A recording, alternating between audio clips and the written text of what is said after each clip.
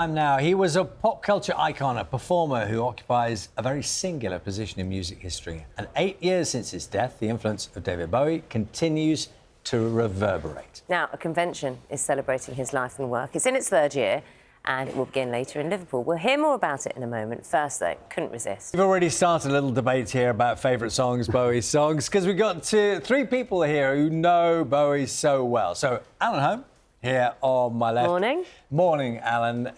He's a super fan, one of the organisers of the event we're going to talk about. David Bowie's guitarist, Carlos Alomar, is here as well. Sorry, that is Woody Woodmansey, who is David Bowie's drummer. Morning, Woody. Good morning. Carlos, good morning to you as well, because you play guitar. And I love it, Woody, when those tracks were on, you were drumming on your knees. I was. You're drumming, as in you were tapping your knees because you couldn't stop yourself. Yeah, I didn't have knife and fork like when I was a kid, but I keep doing that anyway all my life. So tell us a little bit about your work with Bowie. Well, I joined David early 1970 when he was, I guess he was like a folk guitarist, doing small gigs and that, and trying to make the move to rock and roll. I just joined a band in Yorkshire, in Hull, called The Rats, which had a guitarist called Mick Ronson. And the drummer that I joined that band and replaced a drummer who left Hull to come to London to be successful. Because in those days, I guess like the Beatles, they kind of moved from Liverpool to London. And you had to go there to be successful. And so the early Bowie that you saw then, was there immediately, was there a special thing around him right from the very first moment you saw it? Yeah, I mean, I was kind of into progressive rock at the time, which was like dirty patch jeans. This is you? Yes, the middle one. With the dark hair? This is you on the drums? The blonde in the middle. That one. Wow. And you remember those days well? You remember the photo shoots? Yeah, I do, totally. And he was different. I mean, I had a little checklist in my head, really, of like, because I'd never met him. Is he intelligent? Can he sing? Can he write? Because we'd realised that he'd got to write good songs to be successful. Is he shy, or can he actually deliver? And he played me some of his earlier stuff, which didn't have many drums on it, so I was a bit like, ooh, I don't know if I've made a right move here, because I'm a loud drummer. And then he talked about things that he'd been into. He played me a film of him doing mime, and I was like scratching my head going, what's that got to do with rock and roll, all made up and that. Anyway, it was interesting. And then I was kind of thinking, not sure. And he picked his guitar up that was laying on the side, and he played a song he'd just written. And I just went, and he just took me off. I just went, this guy can write, he's intelligent. And he was 6 feet away from me playing, and he didn't flinch, no nerves, and he had style. I mean, what I was dressed like and what he was dressed like was the first culture shock. Right, yeah. I came from Yorkshire, and I didn't look like a rock star. It would soon like change. It would soon change. Carlos, pick up the story, because it was around 74, was it, that you were... Well, the first meeting was actually a little bit like 73. He had come to America. I had seen I think it was Wolfman Jack, and I saw this figure in this like spandex and the whole thing, and I was like, wow. But it just didn't cross my mind at all. Later on, I suddenly became the in-house musician at RCA Studio, Elvis Presley Studio, Studio A. So I had really arrived. I got a contract saying that there was this young lady called Lulu who was going to be coming. And I had just seen To Serve With Love, so I felt 6 degrees of separation from Sidney Poitier. I've got to do this. So I go to the studio, but I found out it's just the rhythm section. The band was there. We were ready to lay down some tracks, and she was not there. But who emerged out of the studio was her producer, David Bowie.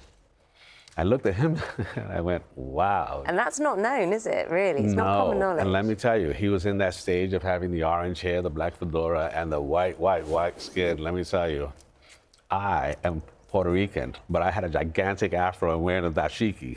So it made an odd couple. And so I invited him to my house. I thought he looked a little thin and he looked a little frail.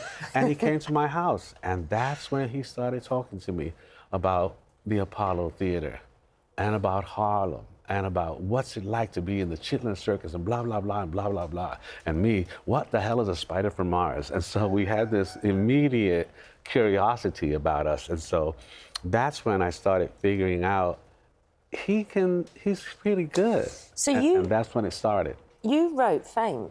Yes. What happened was we were in the studio. We had a lick that I was playing on another song, but it kind of got in his head. And so when we started recording the Young American album, he kept this little song, but he broke it up into little pieces. Again, as a songwriter, he has very clever techniques.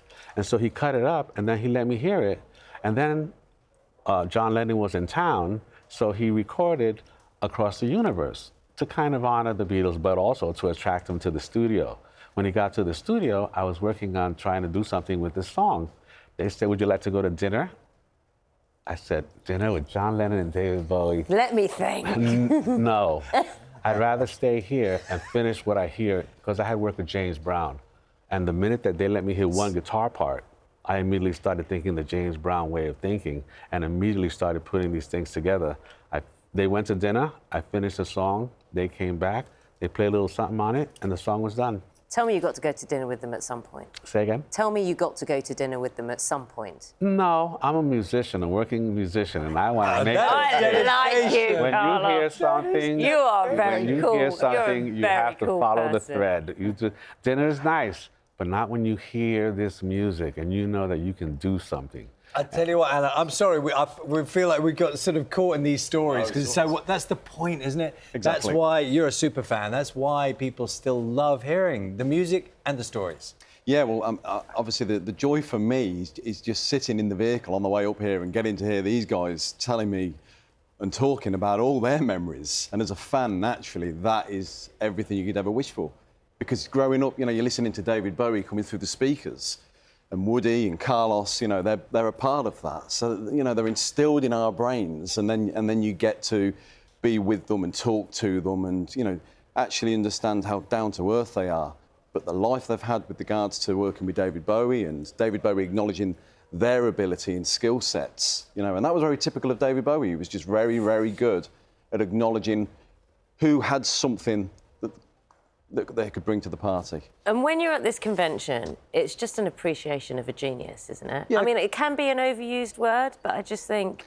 Yeah, the convention is an opportunity to bring everybody together under one roof with, fans getting to meet all of the musicians and the photographers and the artists and everybody else that was associated. So it's a great 3 days to just be amongst it, and then we get Saturday night, which is the Bowie Ball, where we get the musicians again get on stage. They play with the band that we've brought in this time, Bowie Contingent, and it's a huge party, and it's a weekend of everyone being in a good mood. I tell you what, I know you're all going to have a blast, but we are completely out of time. I can promise you, or everyone listening to what you've been talking about is going, another story from you, another from you. I so wish we could. We've just got a little taste it. It's been lovely meeting you both. Thank you. Woody Woodmansey, Carlos Alomar, Alan Horne, thank you all so much. We might just keep you after the programme and just get more